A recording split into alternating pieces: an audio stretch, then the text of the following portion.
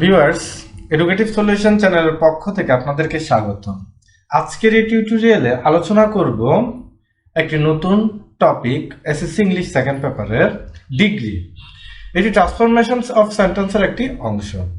আজকের এই টিউটোরিয়ালে কিভাবে আমরা ডিগ্রি চিনব, এটা কোন ডিগ্রিতে আছে ওইটা কিভাবে চিনব, তার কয়েকটি টেকনিক আপনাদের শিখাবো।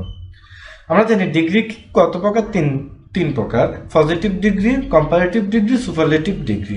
প্রথমে আসি আমরা পজিটিভ ডিগ্রি কিভাবে চিনব। পজিটিভ ডিগ্রি চেনার উপায়: কোন একটি সেন্টেন্সে যদি very few no other as বা সো ডট ডট অ্যাজ থাকে তাহলে পজিটিভ ডিগ্রি হিসেবে গণ্য করা হয়।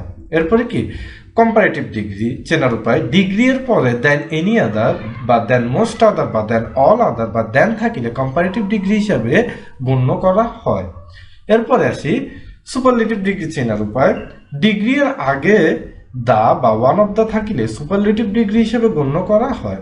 অর্থাৎ ভিউয়ার্স, একটি সেন্টেন্সে যদি very few no other as dot dot as বা সো ডট ডট অ্যাজ থাকে তাহলে আমরা বুঝবো যে এটি কি পজিটিভ ডিগ্রি। আর যদি ওই একটি সেন্টেন্সের মাঝে যদি দেন এনি আদার বা দেন মোস্ট আদার বা দেন অল আদার অথবা শুধু দেন থাকলে আমরা বুঝবো যে এটি কি কম্পারেটিভ ডিগ্রি। আর যদি সেন্টেন্সের প্রথমে যদি দা বা ওয়ান অফ দা থাকে তাহলে আমরা বুঝবো ওই সেন্টেন্সটি সুপারলেটিভ ডিগ্রি।